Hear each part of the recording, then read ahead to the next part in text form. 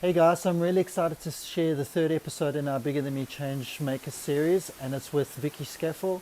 She is one of the project managers of the Eyethu Hout Bay skate park. She was instrumental in helping to get that skate park off the ground with the city of Cape Town, which is incredibly beneficial to a whole bunch of kids in the outlying communities of Hout Bay. So, without further ado, here's my chat with Vicky. Enjoy.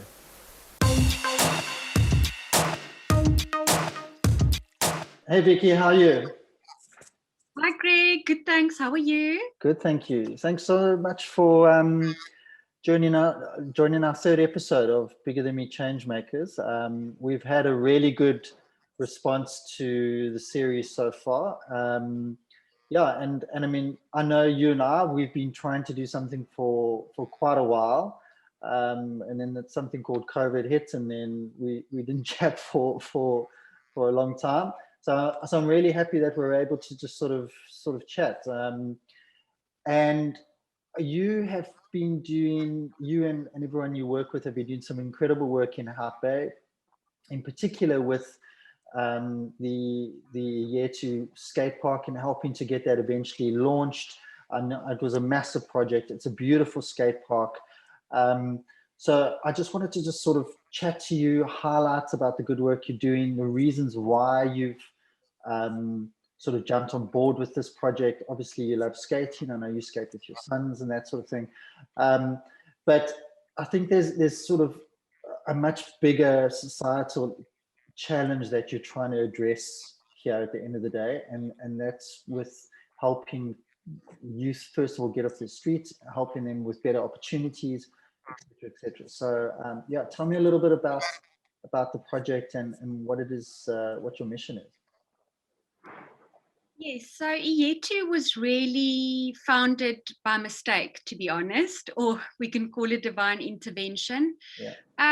The project started really with the community, or specifically the skate community in Hout Bay, identifying the desperate need for a skate park.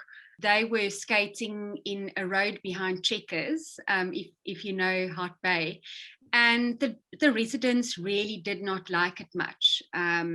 People were treating the skaters really badly, and it was quite dangerous.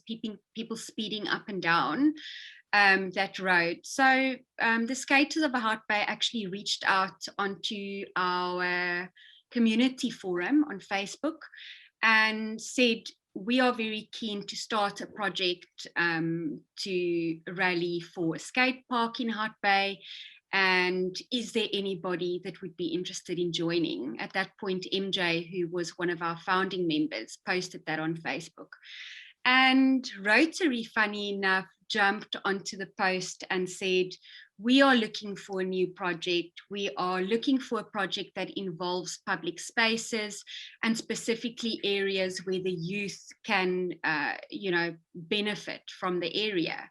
So that's how it kind of all started. I was pulled in from a marketing perspective, or more of a creative perspective, in terms of helping them with just brand development and just getting some initial sponsorship and documents off the ground. But that's how it started, and that was about 6 years ago.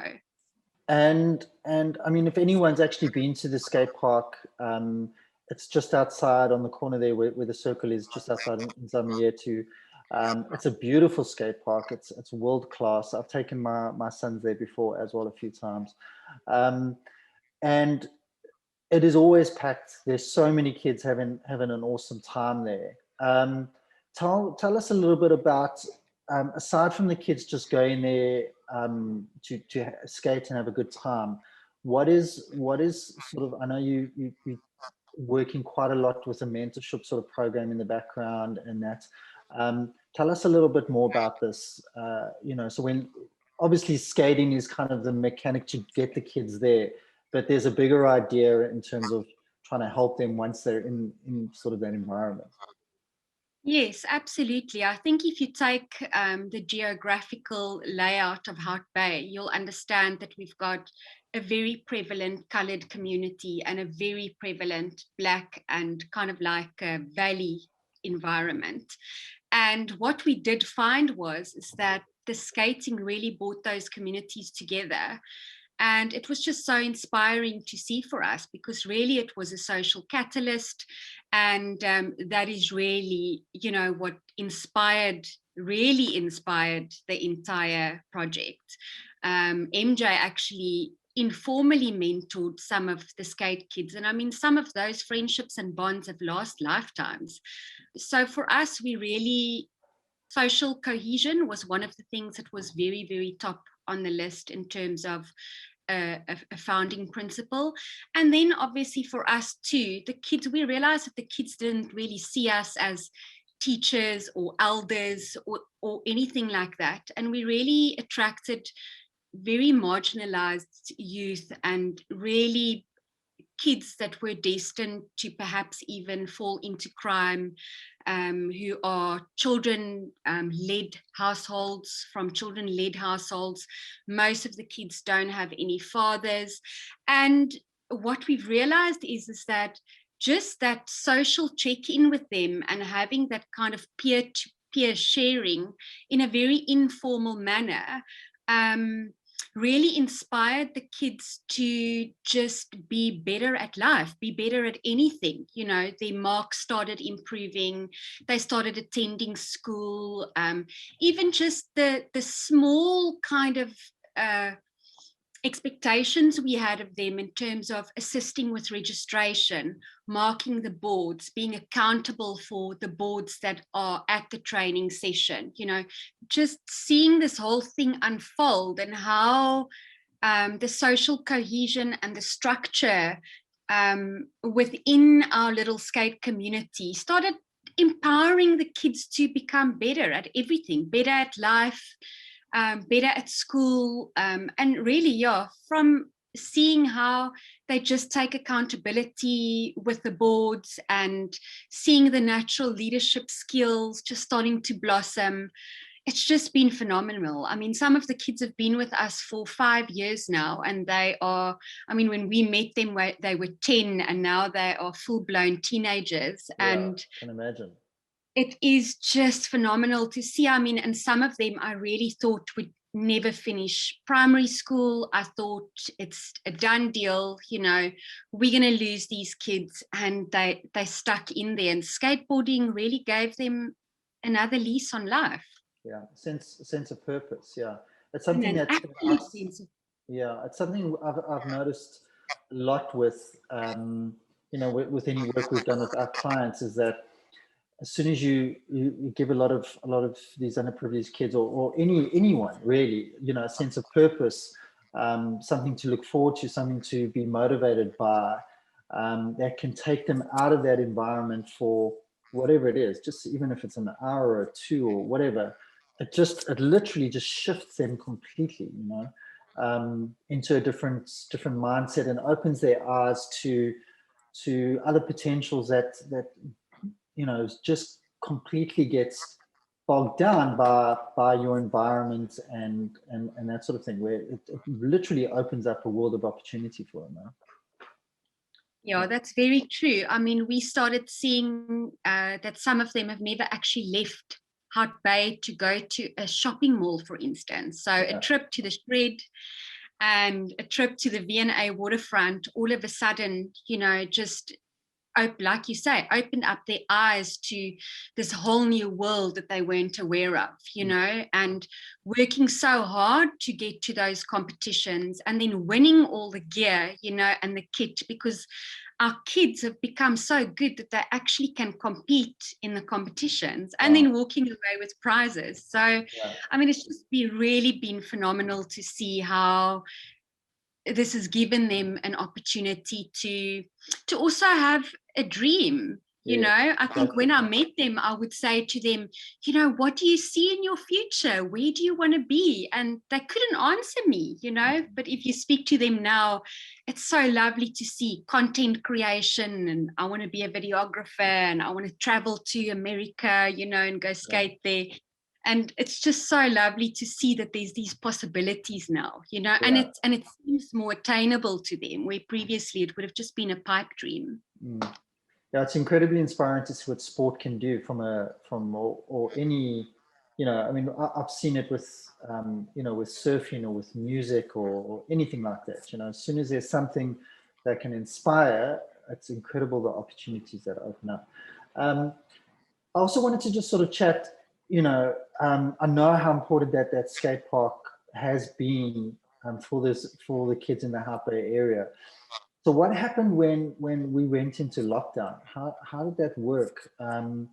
You know, with the different organizations that we've worked with, whether it's early childhood development centers, I mean, they took a lot of strain.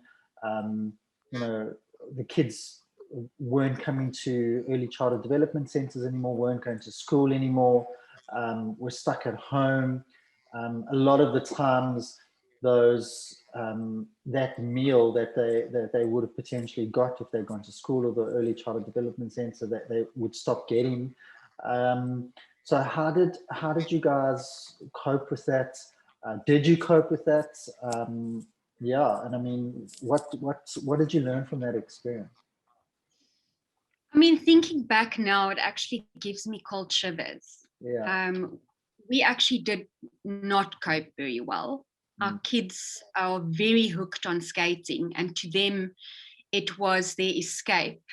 And they live at the skate park. So it was devastating. It was so devastating that the night before lockdown, I was inconsolable. I was crying so much because I just really did not know where this was going and how we're going to support our families. But I think, you know, being quite a close-knit community, the skating community, we almost immediately jumped into action and started raising funds for food parcels. We still had weekly check-ins with the kids. We had some secret meetings with the kids at times, you know, just to ensure that they, you know, that psychologically they were coping, because I think that was also something we were incredibly worried about. So yes, I mean, we completely put the skate programs aside, we put the skating aside, and we literally just took hands and looked after our closest families. I would say during the lockdown, we looked after about 30 to 40 families, and they got food parcels every 2 weeks from us.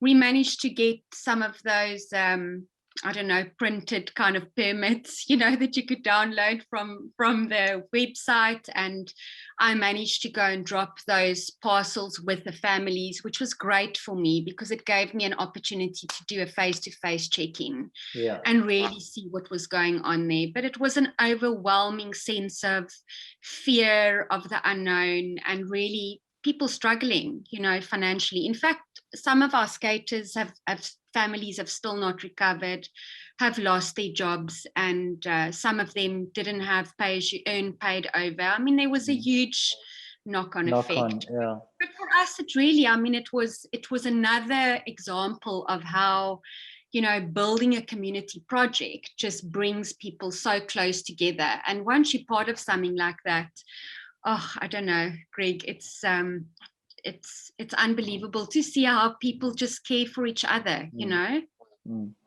Yeah, well, I mean, that's always been my impression, you know, through the conversations you and I've just had, that how strong that community is and the bond that you have, and everyone in that community actually has. And so that's why I wanted to sort of find out from you how you guys actually coped with that.